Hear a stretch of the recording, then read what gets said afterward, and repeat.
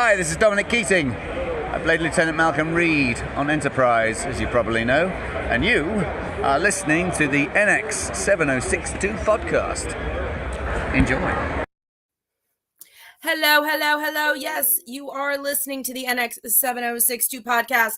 And as you can see, we are in slightly different quarters right now because for the show and tell, I needed to sort of relocate out of my office for a couple of different logistical reasons. So you're in another room in my house, and welcome. Let's see, what did I miss? I can't sleep. COVID again, as I cancel. Oh, Margit, I am so happy that you're here, and so sorry to hear that you have COVID. But hopefully, we'll, the community and hanging out with us will make you feel a little bit better. So thank you so much for coming. And Janine shared, and that's why I was a little late. I was looking to find the picture, and of course, Facebook wouldn't show it to me. But if you guys head over to my Facebook page, not now, after the show, Janine did share her favorite Star Trek gift, and it was a model that she put together all by herself. So that is so awesome. Hello, War Dog and Nancy and Robert and Janine and JR. And did I miss anybody? I don't want to miss anybody. No, I think, hey, I got everybody. Thanks so much for hanging out with me. This is the last show of the year. Considering that both Christmas and New Year's Day fall on a Monday, I figured, you know what? We should all have the time off to enjoy. So I'm using it as an excuse to kind of rest up. So much is happening in 2024. I have a whole bunch of guests that I want to invite on the show, plus, everything else that I can possibly think of, all the fun topics to have on the show and then not talk about. Because that's what we do here on the NX 7062 podcast. We get off on tangents. Hey, Jover, happy holidays. Thanks for stopping by. So good to see you. So, of course, as the official Shuttle Pod Show after party, I would be remiss in not saying what an amazing end that they had to their season. How stinking cool was that? George Takei, the interview was 4+ hours. We just got a taste yesterday. If you didn't sit through the live taping, if you weren't a Patreon member and get a chance to sit through the live taping, I think there are plans, if you are a Patreon member, to make sure that you, if you are a Patreon member, to make sure that you get to see the entire thing. Like I said, 4+ hours. And I see some people saying hello to Miss Erica LaRose. So if anybody knows what an amazing interview that was, it would be Erica, because she was there looking very sharp in her red blazer and pants suit, which I have a feeling might have something to do with the fabulous Jober Velasco, who is also in here.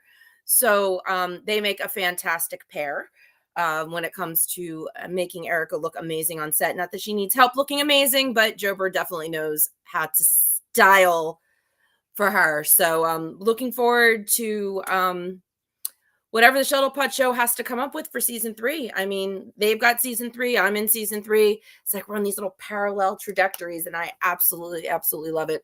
If you have not checked out the Shuttle Pod Show's final episode of the season, what the heck are you waiting for? It's George Takei, and see, there you go. War Dog's not even asking me questions. He's asking Erica questions. I should have had her on the show. Maybe Erica, don't answer that. Maybe you can come back on the show. Don't answer, War Dog. Don't. Maybe you'll be my first guest for what is it, January 8th. Maybe I'll just have you on my January show and we can talk about George in more detail. I think that's an awesome idea. So War Dog, save your questions.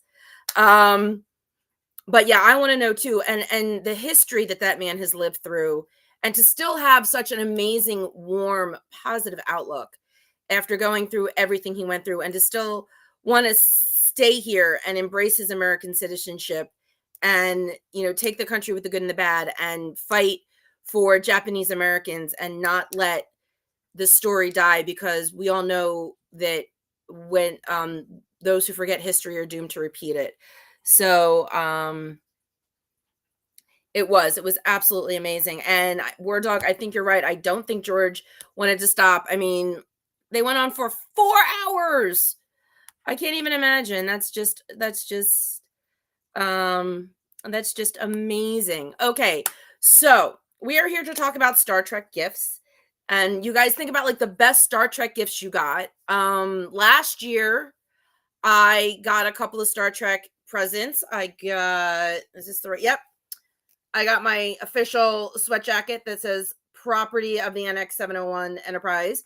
And I got the t-shirt to match. I'm wearing my 20th anniversary. See if I was upstairs.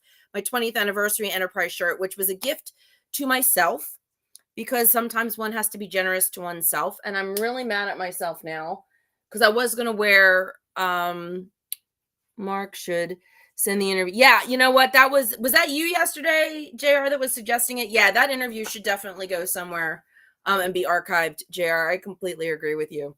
I'm kind of mad at myself, and I'm not going to leave you guys to like stare at the wall in my den.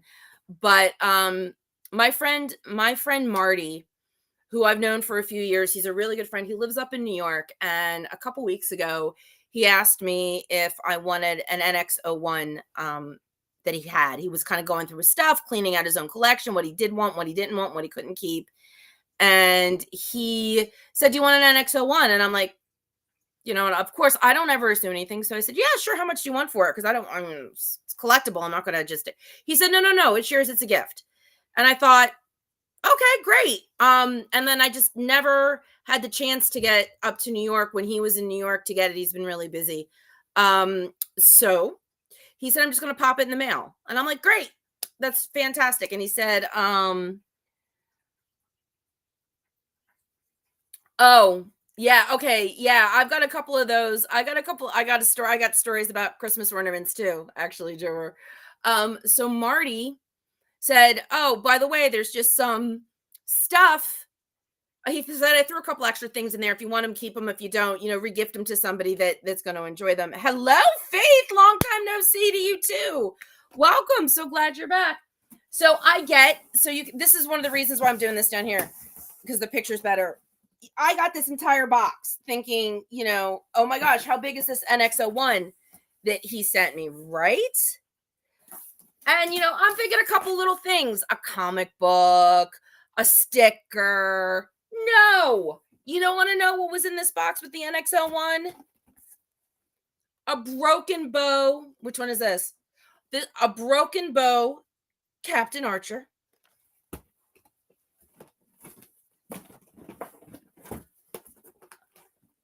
A broken bow, Commander Tucker.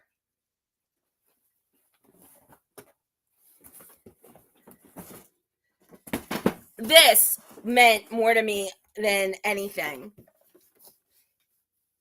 It's a Spock from the 2009 from the J.J. Abrams. It's a Zachary Quinto Spock. I love Zachary Quinto's Spock. I love the J.J. Abrams movies for a bunch of different reasons. One of them being because they're post-Enterprise. When we got to Star Trek Beyond, they were making references to the Xindi and the Romulan War, which now makes it canon. The Xindi and the Romulan War, and Makos. So, but I think what meant the most to me about this is that Marty's favorite character is Spock. I think he's got Leonard Nimoy's autograph tattooed on his arm. Marty is Spock. Spock is his guy. And I said to him, I said, "Did you not like Zachary Quinto Spock?" Because I thought Zachary Quinto did amazing as Spock. And he said, no, he just didn't have room. So he has entrusted me with one of his Spocks. And that meant so much to me. Yay, Makos. I love the Makos. Actually, I like the Mirror Universe Makos better for obvious reasons. So on top of everything, I got this. And then at the bottom of the box, finally, when I dug around, this was the NX-01 he was talking about. It's battle worn. It's a battle worn NX-01. And it's original. So the battery's dead. So I'm going to take a poll. I didn't ask Marty if he's ever taken it out of the box. He might have. It looks, yeah, the tape, the seal's been broken. So the box has been opened. I know. Can't believe all this. Marty's amazing. I love Marty. If anybody ever needs any graphic work done, let me know, because Marty's a graphic artist and I don't know how much time he has to freelance, but I can always find out. I didn't even know they made one that was battle scarred. This looks like after the Zindi got done with it. Before the retrofit, it looks like when the Zindi got done with it. So I'm debating, I might take it out of the box just to change the batteries. Yes, exactly, War Dog. Since the box has already been broken, the integrity has already been broken, I think I need to replace the battery so I can hear what it says.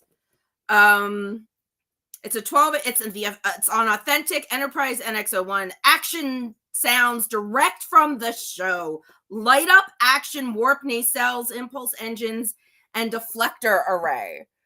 So yeah, I think it's going to have to come out of the box, and I'm going to have to figure out, yes, of course, very carefully. I think I'm going to have to take it out of the box, and I think I'm going to have to put batteries in it. And then next year, you guys will get to hear what it says, because I'll bring it back on the show.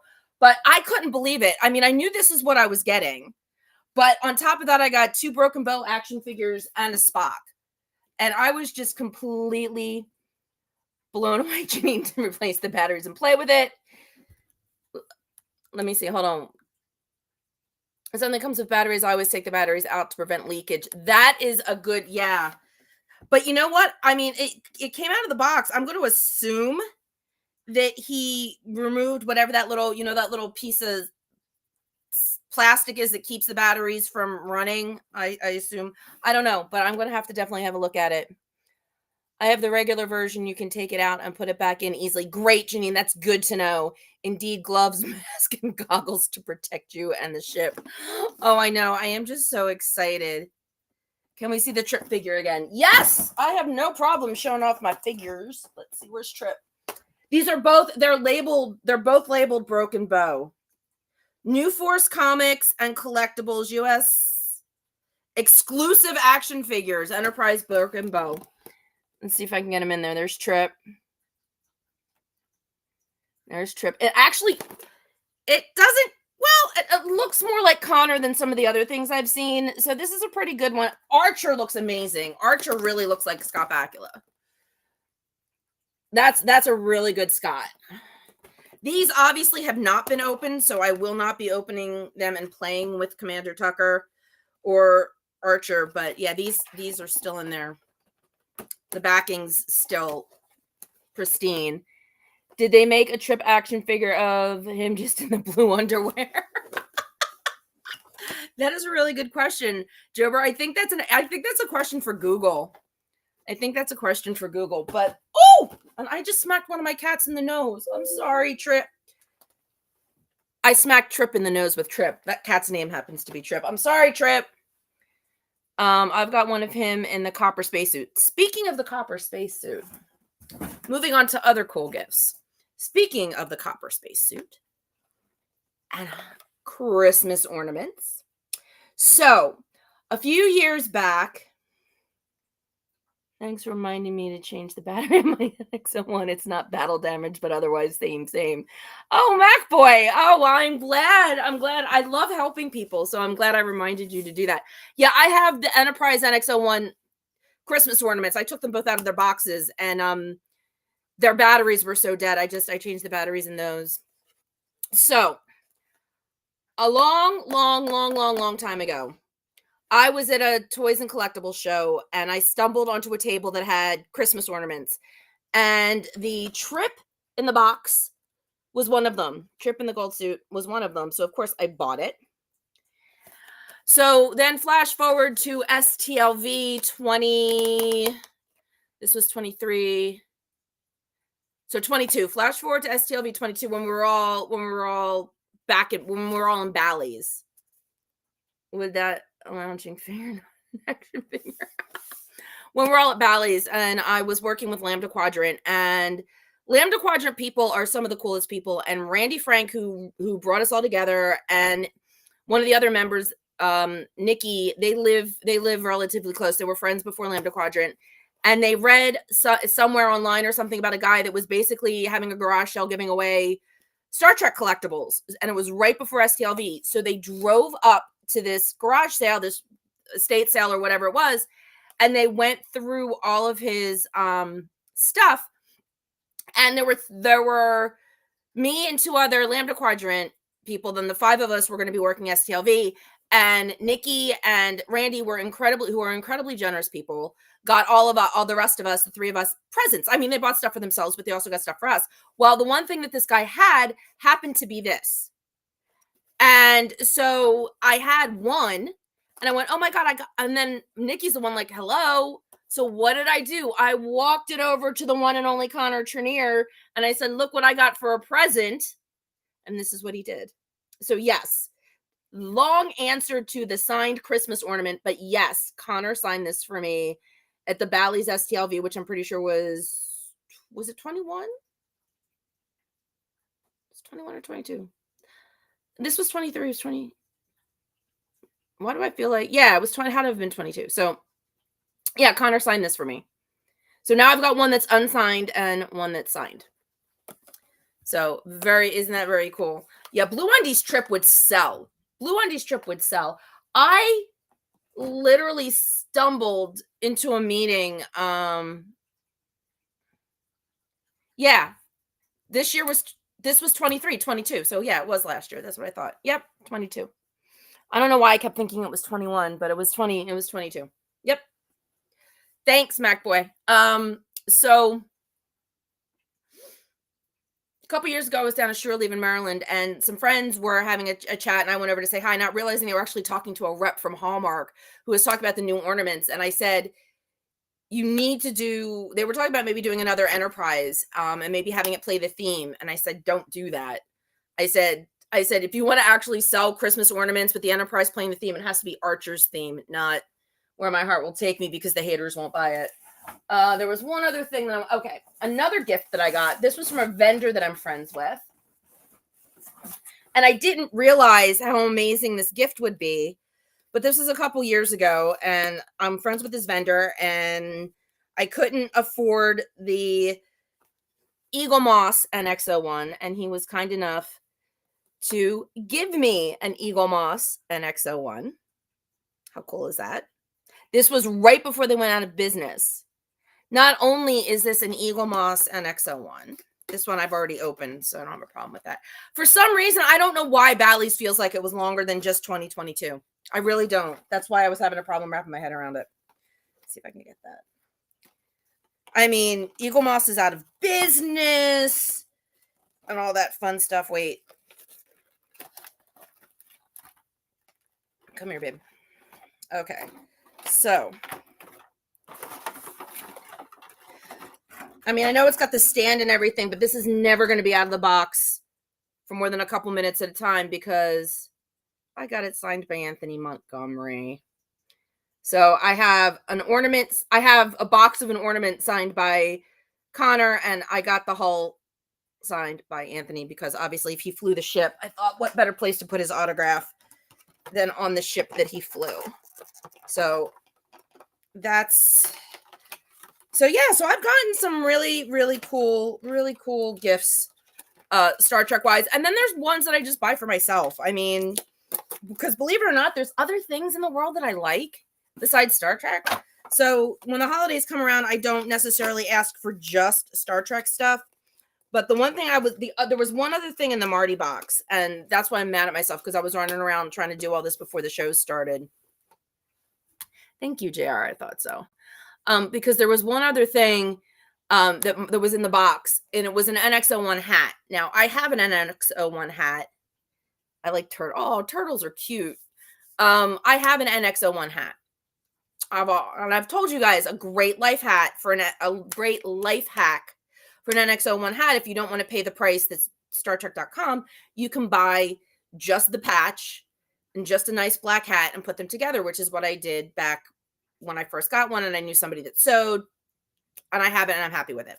I also have an NX01 20th anniversary hat because I thought, well, it's 20th anniversary. Like I said, I bought this, I bought the hat, and I bought the mug for the 20th anniversary. Got to support, especially since they got screwed because of COVID, so they didn't even get to celebrate it at the convention. So that's what I got.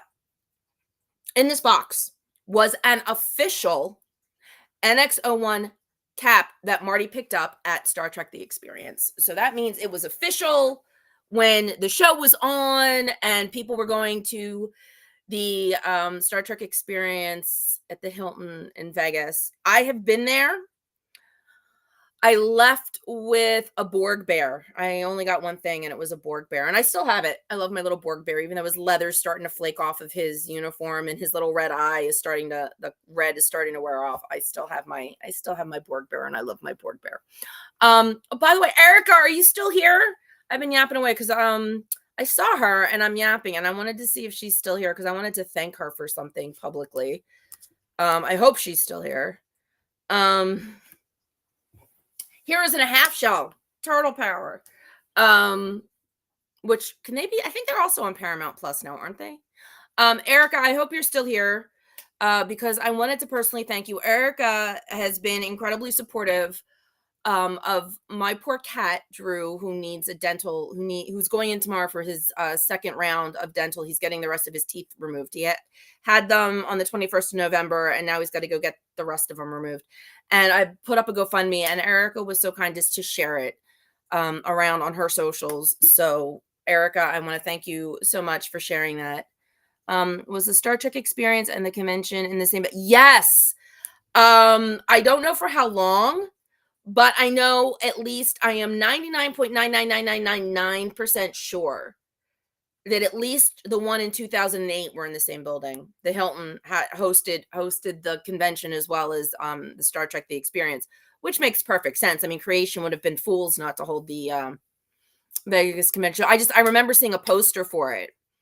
Somebody gave me that poster. I think I have that poster somewhere. It didn't get ruined on the way home. Somebody gave it to me in Vegas. I think my bestie Wendy gave it to me in Vegas. Yeah, but I know at least the 2008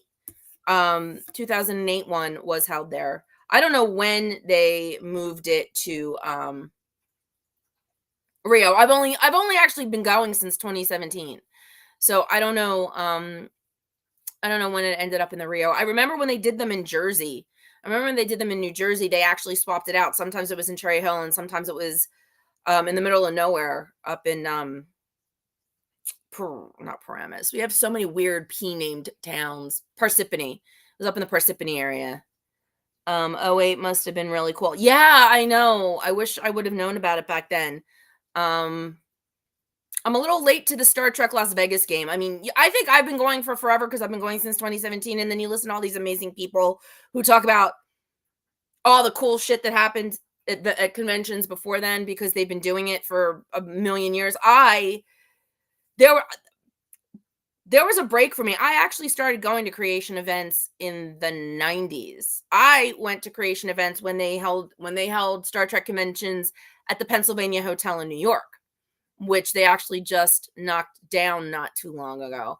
But and that was back when they weren't charging for autographs. You just had to stand in line for hours on end since they weren't charging. But that's how I got John Delancey's autograph. I got Colm Meaney's autograph. It's where I fell in love with Death Star Rising, which is one of my favorite lithographs done by Michael Davis. I think he has a third name, but if you go to Lightspeed Fine Art, you can find Death Star Rising. It's this gorgeous lithograph. And I finally got myself a print of all places at STLV a couple years ago. Lightspeed, for anybody that goes to STLV, they have a huge amount of floor space in the middle section, and they have all those really cool autograph prints.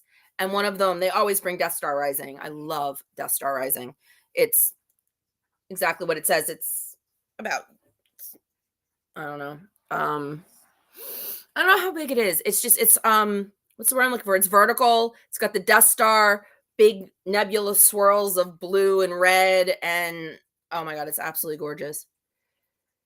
It was the best you could get, free autographs, and the stars took personal photos with you. Yeah, exactly. It was awesome.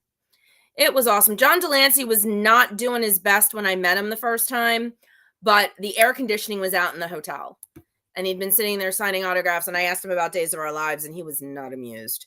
I have since met him and I realized he is a very nice person. Obviously just the day, and I'm more than willing to forgive and forget if, I'll give you another chance because obviously, and I've talked about this on my convention 102, 103, whatever shows, that that you can't blame somebody for snapping at you because you don't know what kind of day they've had, and you should give them at least a second chance. And when I gave John Delancey a second chance and I got to talk to him about days, he was cool. So, but yeah, I used to do the New York conventions. There used to be one. In fact, I was just talking about this to somebody the other day. There used to be one out in Valley Forge, just outside of Philadelphia. For those of you that know your history, you know where Valley Forge is. But they used to have a convention center out there. That's where I met Nana Visitor for the first time. Yes, the Q was not amused, JR. He was not amused. But I'm not sure I would have been amused either, sitting, sweating my ass off and getting writer's cramp. So, by the way, so there is about a week, and there's literally a week until the holiday of Christmas. So if you have a Star Trek fan on your Christmas list, or you want to be nice to yourself, if you look up in the corner and you see the QR code is for JG's book on Amazon. You can get it on Amazon, which is nice. You can go buy it on Amazon. Or you can check out my Facebook page for the links to buy yourself a personalized copy. It probably will not get to you by Christmas if you buy a personalized autograph copy, because he has to do it himself from his home as opposed to Amazon that's supposed to be able to ship stuff. I'm still waiting for my copy. Hurry up, Amazon. I would very much like to get my copy. But yeah, that is going to take you to Amazon, but go get it on Amazon and help raise his whatever algorithm it is. Amazon has actually suggested his book to me a couple times, probably because I download a lot of enterprise novels on Kindle. They're like, you may like Confessions of a Klingon Linebacker. I'm sure I will when I finally get my copy so I can read it. But yeah, get yourself a copy and then you can bring it to a convention and have him sign it. He is going to be appearing. I know we've been talking about other things, but I know for sure that he's appearing at Trek Long Island because I'm going to be there with him May 31st, June 1st, and 2nd. So if you are anywhere in the Long Island area or thinking about it, it is a fantastic convention. The proceeds of the auction this year are going to be supporting Chase Masterson's Pop Culture Hero Coalition, which is always a good gift to support Chase and her anti-bullying campaigns. And you can do that any time of year. But if you want to come out, have a great time. I have been talking to Stephanie about the stuff that she's going to be auctioning off, and it's going to be amazing. Yay, War Dog. That's awesome. I'm glad you got it. Have you started reading it yet? I can't wait to get mine. Let's see. I want to make sure I didn't miss anything. Turtles, blue underwear. Yeah. Oh, is Travis here? Can we see the trip figure again? Sorry, the problem is I'm on my laptop and it's on it, and just the way it's all set up right now. The screen's a little far away, and I really should be wearing my glasses, and I refuse to do that when I don't have to. So I'm squinting a little. So if I missed something that you said, I apologize. Like I said, this is just a setup so that I had more room to show you everything that's going on. The way my office is set up right now, it wouldn't have worked. So it's in the queue. Oh, did you download it? You got the Kindle version? Is that why? Because I can't wait. I'm still very much, I mean, like I said, I have a bunch of Kindle stuff. I have a lot of enterprise stuff on Kindle, but I just feel like for that one, I want to feel it. I want it in my hands, and I may just, I may want to get JJ to autograph it for me just so I can have it that way, to add to my very cool collection of autographed stuff. The other thing I have that's really cool that wasn't necessarily, well, actually it was kind of a gift. Those of you that have watched the show for a while, I'm sure Robert has heard about this. Before I went to Vegas for 2017, I commissioned a friend of mine to draw a picture of me of Connor and Dominic. And it's just one of the really cool pictures I found of them online in their uniforms. It's Trip and Reed. And I really like the picture. I just didn't like the background. So I'm like, could you draw this, but give it kind of a really cool spacey background? And he did. And because I had done him some favors, he didn't charge me. So he gifted that to me. And I got Connor and Dominic to sign that at my first STLV. And that's upstairs hanging on my wall. But that was really cool. I mean, I have an entire wall down here of just 8x10s that have been autographed, but if I can get something really cool autographed, and all of the autographs that I have ever gotten from anybody on Enterprise has been unique. You saw that's my second Connor autograph. You saw my Anthony autograph. I've got Dominic's autograph on that whatchamacallit, on that commissioned piece, and my friend didn't want to keep it. I told him, I said, I don't care if you want to use it for your collection. This is what he does for a living, and he didn't like it enough to keep it for his own use. So he had to. So, and then I've got Linda Park's autograph on a Star Trek magazine that I found at a convention, and I found Linda, I found John, and I found Nicole DeBoer. But my John Billingsley is actually on a little pouch that a friend of mine gave me. Her name's Martha, and she's a very talented seamstress, and this is what she does at convention. She sells these amazing little pouches with these really cool fabrics. And this one was just like almost like little, not weebles, but just little caricature kind of little Star Trek, and Phlox was on it, so I got him to sign it. So and then I found a TV guide that had Jolene and Scott Bakula's autograph on it. So I have everybody from that cast except obviously for Porthos, and they're all on just really cool things, not just 8x10s. So, but I do 8x10s as well. Like I said, I just have. So I told you guys that Janine had this really cool thing. You have to go over to my Facebook page to find it because I couldn't find it in time for the show because freaking Facebook. I don't know. I'll comment on it. I'll push it back up to the top. So you guys have been sitting here. What are some of your cool Star Trek presents? Have people gotten you really cool stuff? I mean, the opposite side of when people give you Star Trek gifts, this is the other thing. When people give you gifts for like a fandom that you have that spans 50 plus years, this is the problem that you run into. I was cat sitting. This was eons ago. I actually ended up keeping the cat, but I was cat sitting for my friend's girlfriend. That's a long story that you guys don't need to hear, but I was cat sitting for Sugar. And Amanda was paying me, and I thought, that's good. But then she decided on top of that, she wanted to give me some presents. And I'm thinking, who might have turned down a present, right? Be rude. So she knew I liked Doctor Who. And what does she do? All the gifts she gives me, all the gifts that she gave me that were Doctor Who oriented, there's just like 2 or 3 of them, were all Matt Smith Doctor Who themed. I got a shower curtain that was the Vincent van Gogh with the TARDIS, and one of those mugs that you pour something in, you pour the hot water in and it changes. So it was like the TARDIS is there and then you pour the hot water on it and it's not. And I'm thinking, obviously, thank you. That's a great thought. I appreciate it. You didn't have to, but you did it. So, she got me a TARDIS necklace. The TARDIS necklace I love. But the other 2 things, and I'm like, this is the problem when you love something that's more than 50 years old and it has had so many incarnations, and somebody that doesn't know you really well just knows that you like Star Trek or like Doctor Who, and then they don't understand that mean that there's so many specifics that go into that. Matt Smith is my least favorite Doctor. There's one Matt Smith episode that I absolutely love. Rest of them, nah. 2. Well, one that I absolutely love and one that's I think is really cool, which is The Angels in Manhattan. But I am not a Matt Smith fan. If she could have gotten me almost anything else, like just the necklace would have been perfect, but she had to go out and get me 2 Matt Smith themed Doctor Who things. So it's one of the things you have to be careful about when somebody knows your fandom. You better make sure that they know it really well. Well, that's pretty cool. My mom had given me framed photos with autographs from Patrick Stewart and Roxanne. That is really cool. Those are good gifts. Yeah, my mom's the one that got me this and the t-shirt and the matching t-shirt.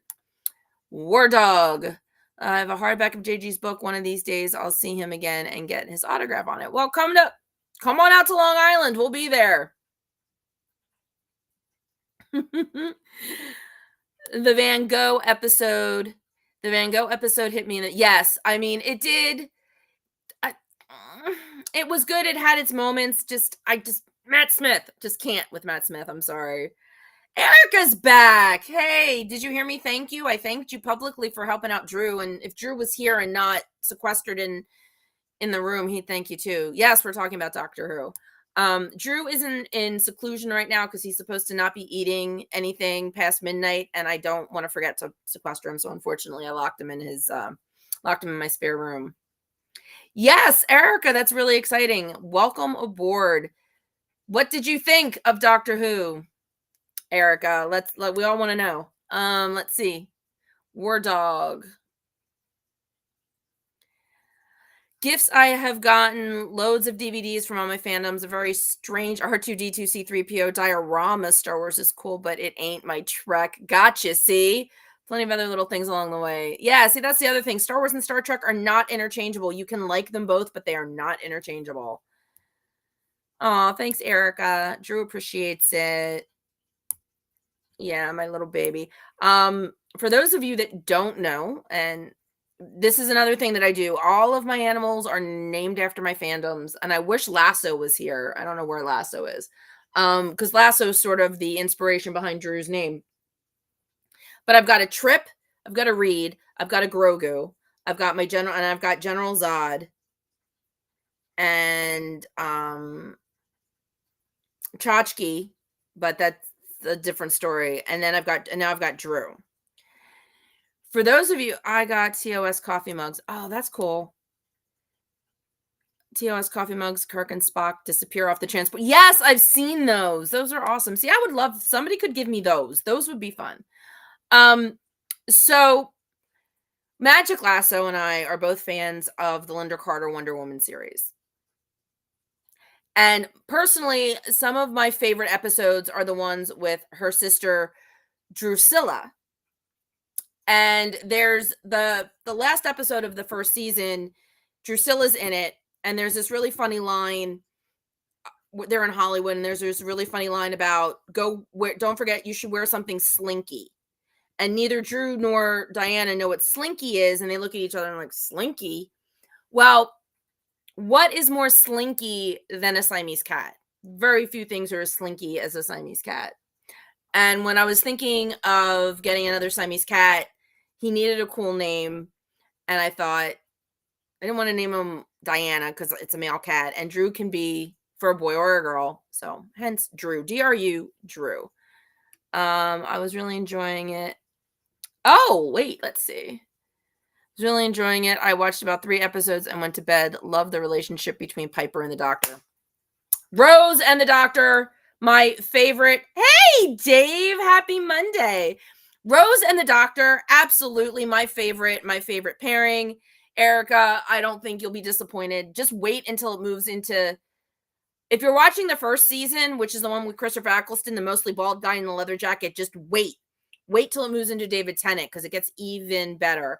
I saw somebody posting something about, getting away from romantic love with the Doctor and the companions, and they lumped Martha and Rose in the same category.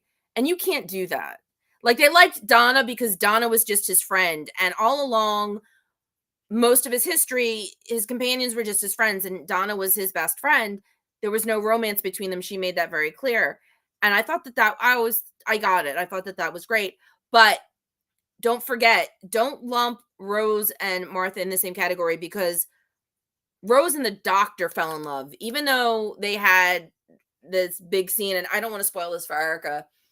I know I already kind of did, but they had this big scene in that one episode with Sarah Jane, and he tried to convince her that he wasn't, but nope. All right, War Dog.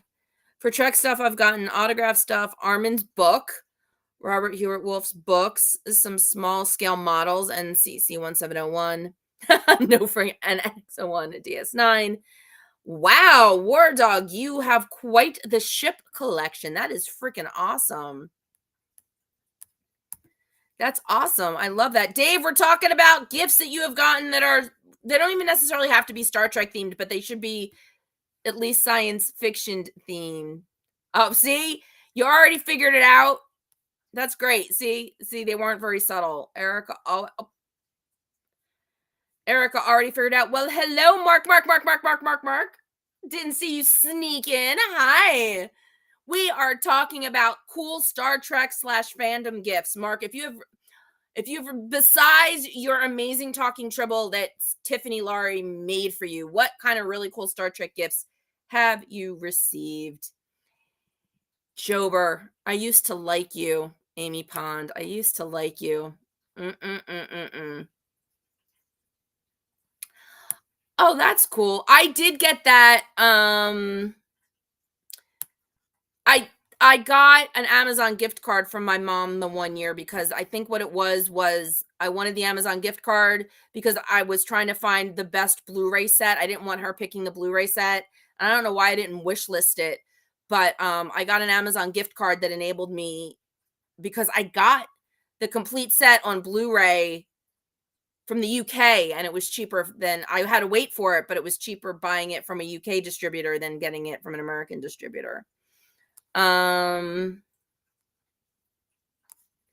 Let's see. What is Faye saying? The only exception this might be 10. I didn't like his first Christmas special, but after that I was sold. Yeah, the Christmas specials are great. They're so much fun. I think I loved David Tennant's Christmas special. I loved it, his first special, because he was just when they asked like who was he or what kind of person he was, and he's like, I don't know. I always thought that was awesome. Martha was like the rebound companion. I like them all though. Martha annoyed me. She just really annoyed me. I don't know why. Maybe because she came in after Rose, but Martha always annoyed me. And the crushing and all of that stuff. Hello, Mark Cartier. When are you coming home? Oh, I love it. They're checking their schedules again in my chat. I love it. Howdy. Let's see. Hi, Linda. So glad you've joined us. I received a framed film cell from one of the movies from my nephew. That is freaking awesome. I know Roddenberry Entertainment was putting a bunch of those together, or the Roddenberry Foundation was putting a bunch of those together. Star Trek cutting board. Oh, those are kind of cool from my work spouse. A number of model kits, DS9 and Enterprise D, lighted a few ships. I didn't get myself ornaments, socks, which I wear with cosplay. Oh, I love that. I love that. That's so awesome. Your son, Robert's son, got him the 100 scale NX-01 model last year. That's very cool.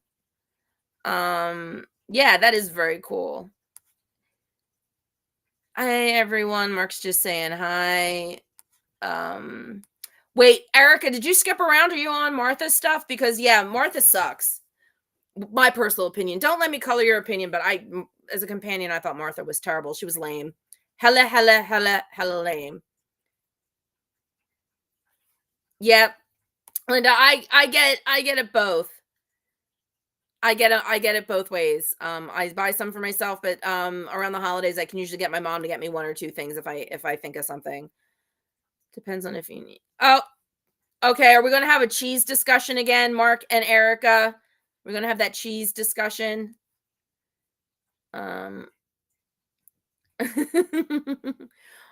the companion of David Tennant's 10th Doctor, she followed Rose. Mark, I don't know. Mark, are you a Whovian? Because that's the Martha we're talking about. Side transmission. I wish the American awards shows would nominate sci-fi truck actors like the BAFTAs. That's why we have the Lappy Awards. Don't forget, JR. That is why we have the Lappy Awards, courtesy of the 7th rule. And don't forget to vote, because voting is open. Do not forget to vote.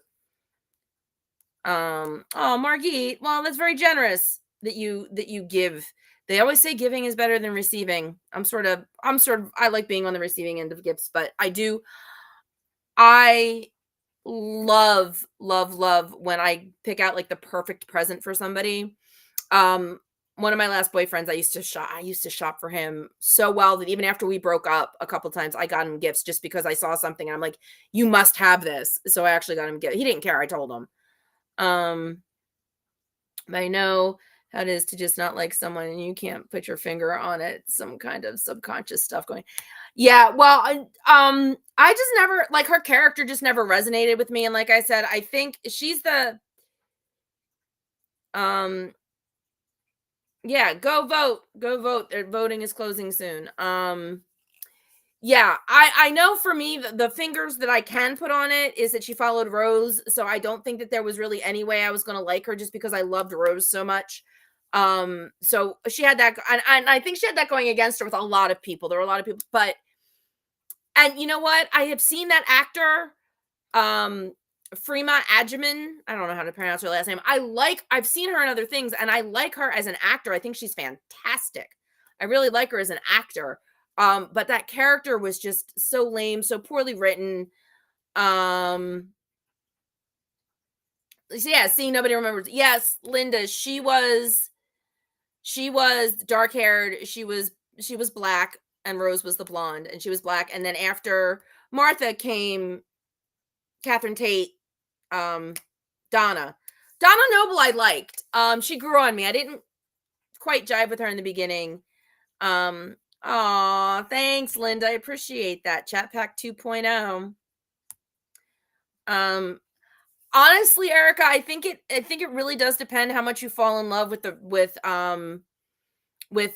Doctor and Rose, because if you get really, really, really attached to the Doctor and Rose, then you'll probably end up feeling the way I do. And I can't, I really don't want to spoil it for you because there's this really great 3-part episode that Martha does at the end, towards the end of her run, and I don't want to spoil it for you, but there's a couple lines in there that just summed her up, in my opinion, just summed her up really good for me. And I absolutely loved it, and I don't want to spoil it. I don't want to spoil it. See, and how many episodes have you watched? 3, and you're already in love? See, that's what got me. That's what got me into Doctor Who. I didn't like Doctor Who. I saw Doctor Who back in the 70s when he used to come on PBS, and I couldn't get past the bad set design. It was Tom Baker, I remember, because of the scarf. And I couldn't get past the bad set design. But then my friend really, really hammered home that I needed to start watching it now. So I started with David Tennant, loved a couple of those episodes, went back and watched all the Christopher Eccleston ones so I could catch up. And then I've been in love with it ever since, to the point where I can now go back and watch the old episodes and appreciate the stories, because now I want to know about the past before 9. Before 9. Oh, there you go. So you have an emotional connection because you were creating a character named Rose, so I have a soft spot. Yep. There you go. She was black. I was thinking of Donna then. Yeah, Linda. Donna was a redhead. Sacrilege. Tom Baker's about. He's amazing. But my 10 and 11-year-old self that first saw him on PBS didn't care about how good he was. I could not get past the foil suits and the paper mache backgrounds, and I just couldn't. I love him now, and I've watched his stuff now, and I think he's fantastic. John Pertwee, I love John Pertwee too. I think John Pertwee's great, and I have met Sean and talked to him about his father. So yeah, I love him now, but back then when I was a kid, I couldn't get past the. Ironically, I loved Sid and Marty Krofft stuff, which was just this much better. I love you, Wesley. But the Sid and Marty Krofft stuff, like Land of the Lost, was just this much better. But it was better enough that I was invested in the Sid and Marty Krofft stuff. I could not get invested in Doctor Who at the time. Mark. I don't know what we were talking about. Mark. There's this British show that's been on just a skosh bit longer than Star Trek. It just celebrated its 60th anniversary, and that would be Doctor Who. And the Doctor himself has been played by now, 14, because Tennant did him twice. 14 different people. So, haha, Mark. Let's see. What does Dave have to say? Tom Baker was who my brother first introduced me to Doctor Who. So yeah, exactly. Well, I have a t-shirt. I actually have a t-shirt that says, "You never forget your first Doctor." And for me, it was Tennant, because Baker didn't bring me in. Tennant brought me in. So Tennant is my first Doctor. Lost in Space, Doctor Who was a step up. I don't know. I don't know what it was. There was just something that maybe the other thing too is that it's serialized. And, if you come, there's 4, 5, 6 episodes for one storyline. And it could be also that I jumped in the middle of something and just was completely lost.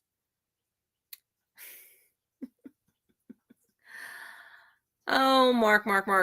Pulaski is a bad word around here. We do not use the P word around here. For anybody who does not like Dr. Pulaski, and I need to say this because I was just talking about them earlier. Randy and Nikki.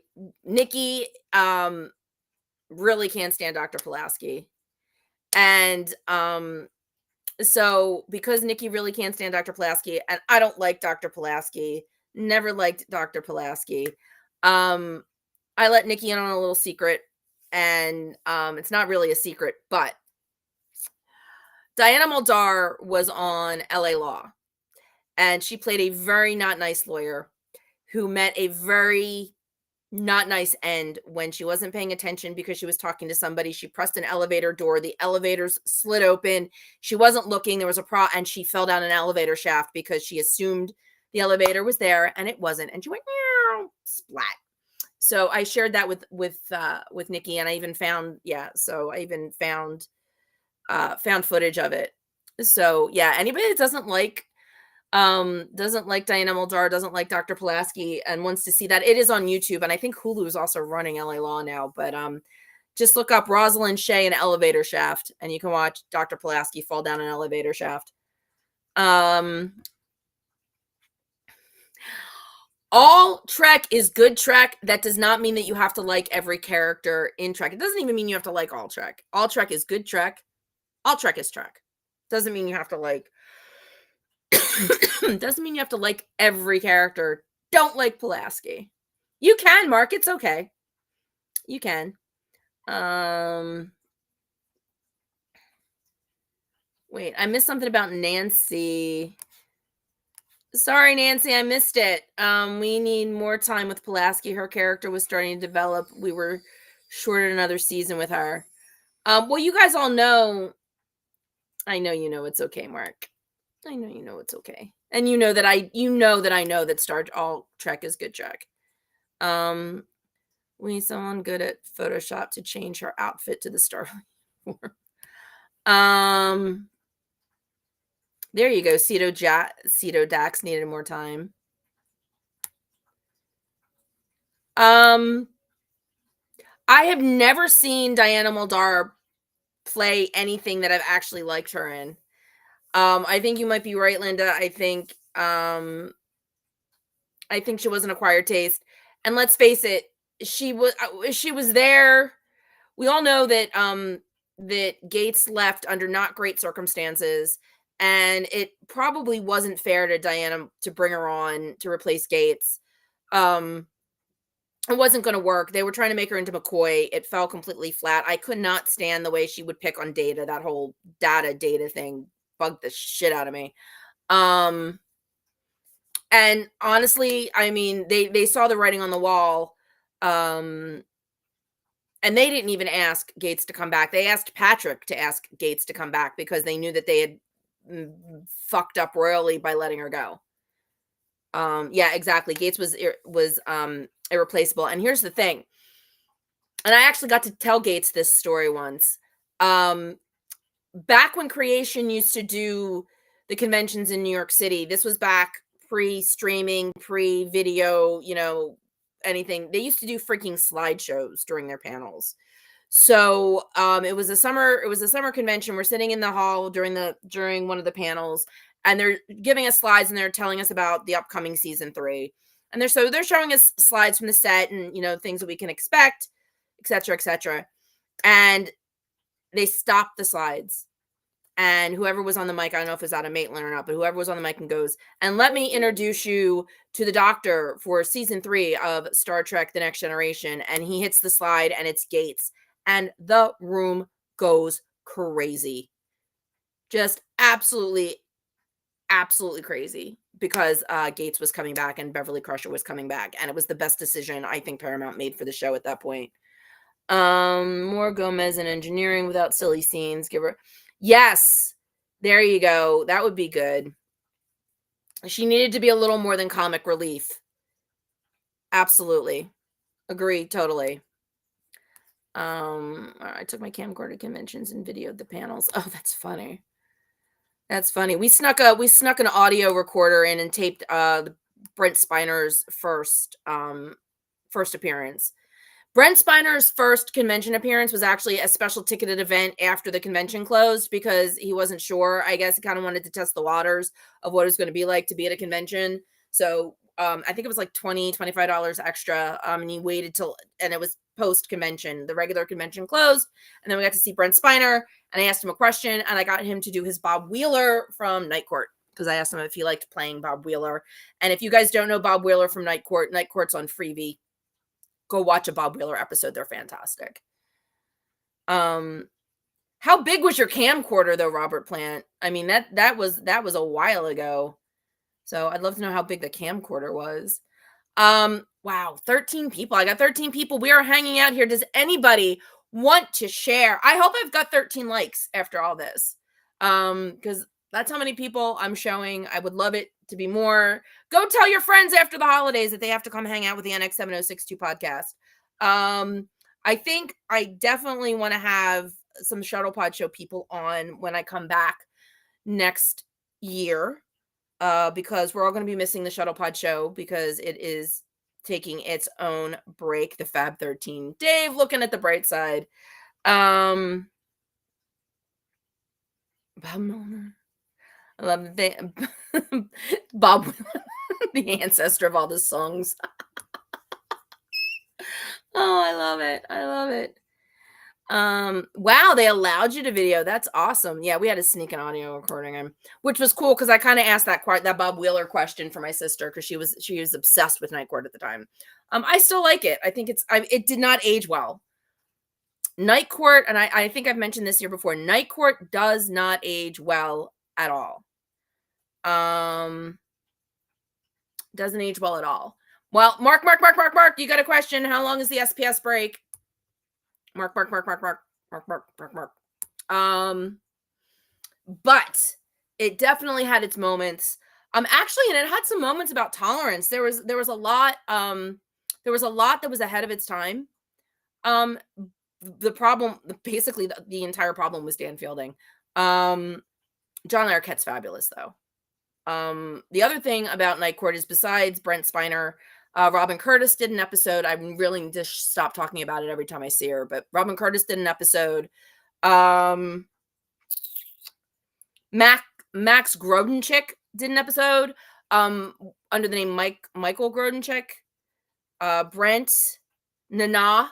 I was at the Shuttle Pod Show live event and I got to tell Nana that I was the one that asked the Night Court question when she was on the show. Because if you really want to see a fantastic acting performance, I cannot stress enough how fantastic Nana was, because she played this psychotic woman who literally, like, every 2 lines her character changed. Like, one minute she was Dorothy from The Wizard of Oz, the next minute she was Mae West. Come up and see me sometime. It was great, and her face was so beautifully expressive. I thought that character work was great, and I actually tweeted that at her a while ago, and she said it was fun. So she really enjoyed it. Trek is real in Night Court. I remember the TOS and TNG fans beaming. Yes, that's the other thing. Whoever the producers at Night Court had to be Star Trek fans because they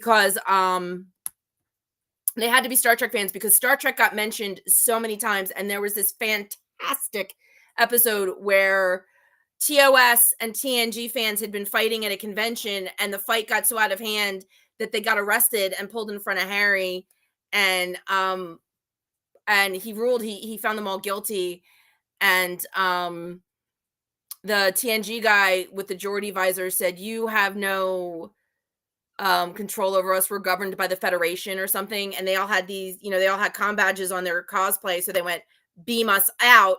And the TOS people were stuck because they didn't have comm badges on their shirts. They only had, so it was great. It was really great. Still worth watching, even though I just told you everything that basically happened. Let's see. I really like Bev. Even as a teen. Oh, JR. This is a long one. I'm going to share it, JR. Bev, even as a teen, when I watched back then, I thought she was good. I wanted to see more. If Bones can just leave sickbay to hang out on the bridge, why couldn't Bev? Oh, that's an excellent question. Excellent question. What's good to know, Mark Carty? At least through all of January. All right. So for those of you, Lasso, where have you been? I was talking about where I got the name for Drew Cat, and I don't know if you were here.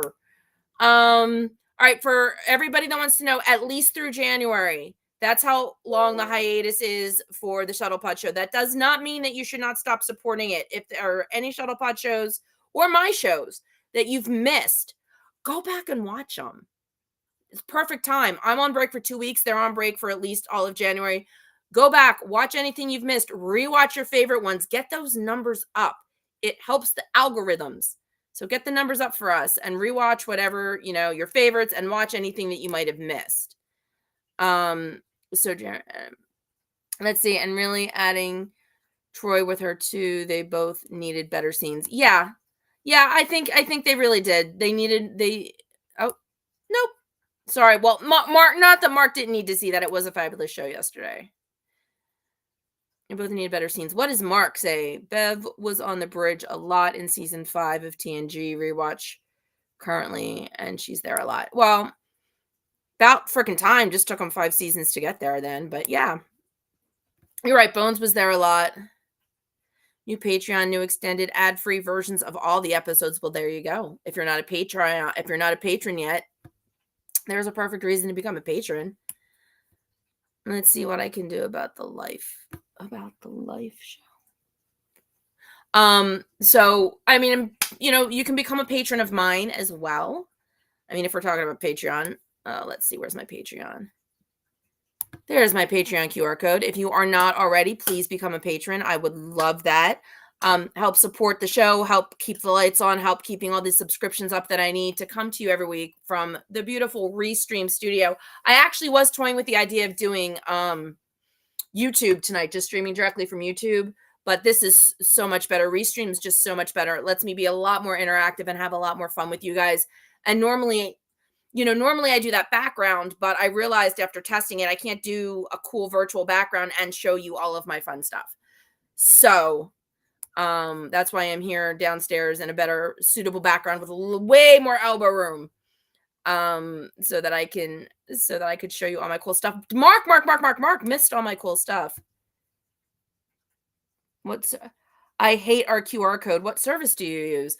Well, believe it or not, Mark Cartier, the QR codes are actually part of my Restream. They're part of my studio. So,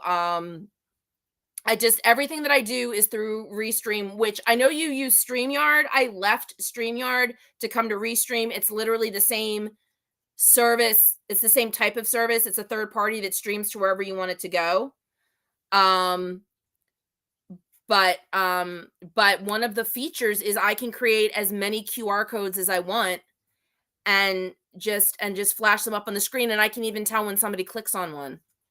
So I can create as many QR codes as I want and just pop them on the screen. My only problem, the only challenge I should say, is that I can't move anything. Like I couldn't put the QR code anywhere else.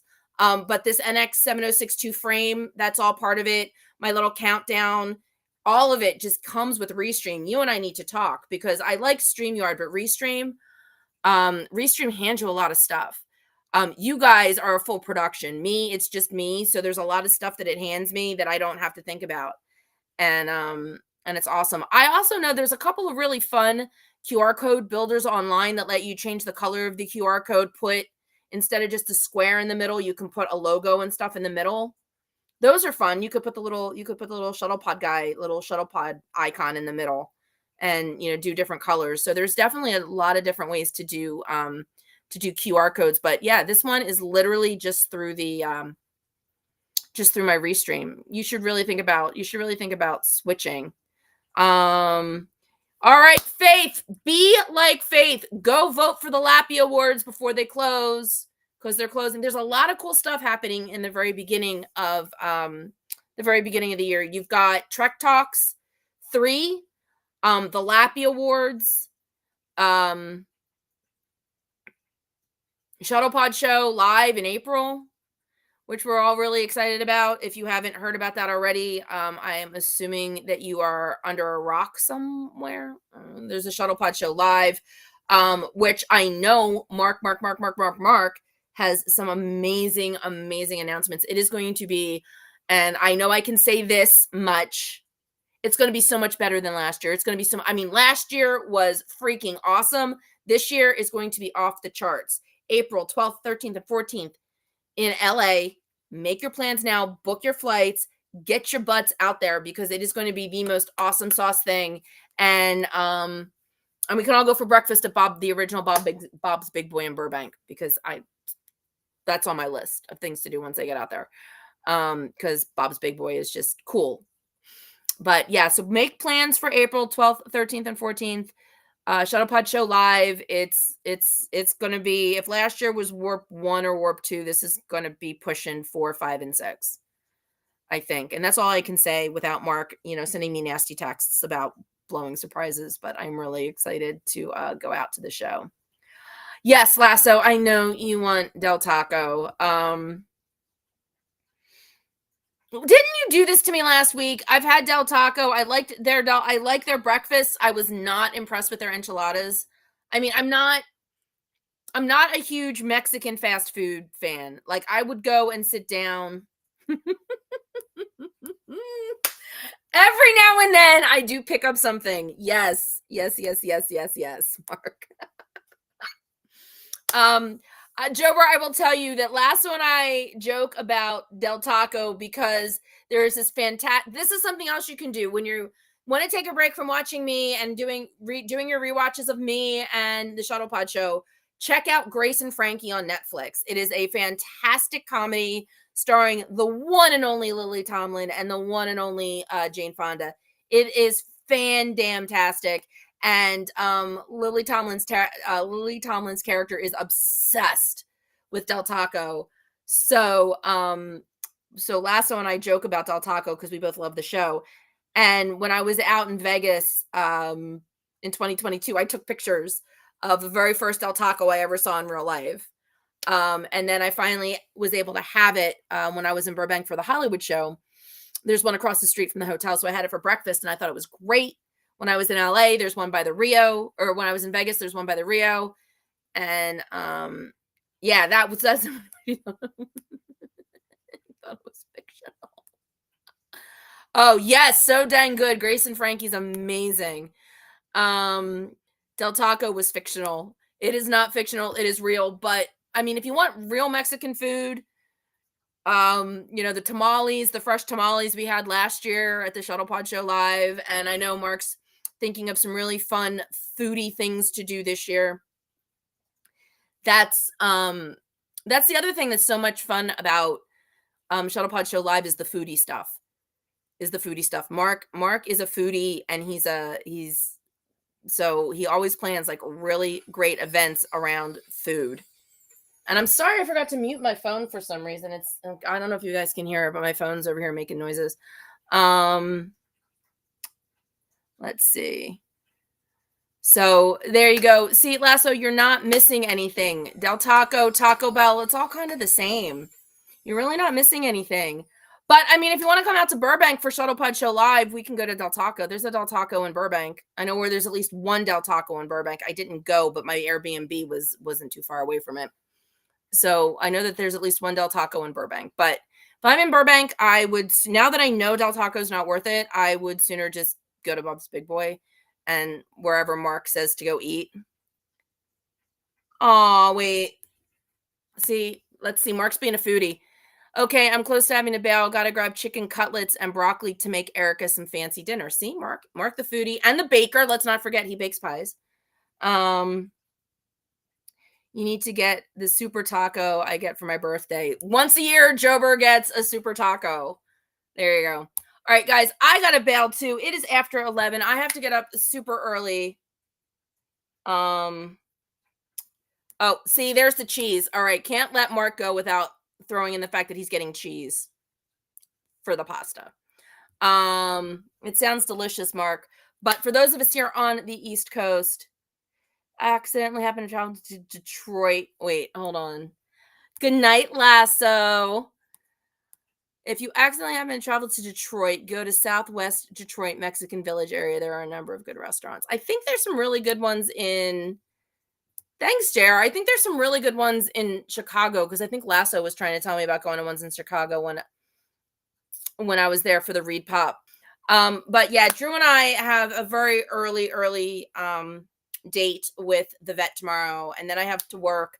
But I will let everybody know. I mean, just follow me on the socials, and I'll let everybody know how Drew is doing. If anybody is interested in contributing to the GoFundMe, it's there, along with the story behind all this there's a whole story behind why Drew needs to get all of his teeth extracted. So please check that out if you are interested. I would really appreciate it. It's on both my Twitter and my Facebook pages. Let's see. Happy holidays. Yes, happy holidays to you, Margit. Happy holidays to...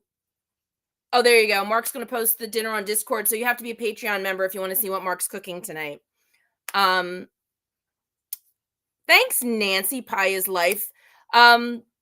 Yes, pie is life. My mom's a great baker. I had mince pie and lemon cheese pie for Thanksgiving along with the pumpkin. Guys, thank you for hanging out with me on this, the last show of 2023. I appreciate all of you.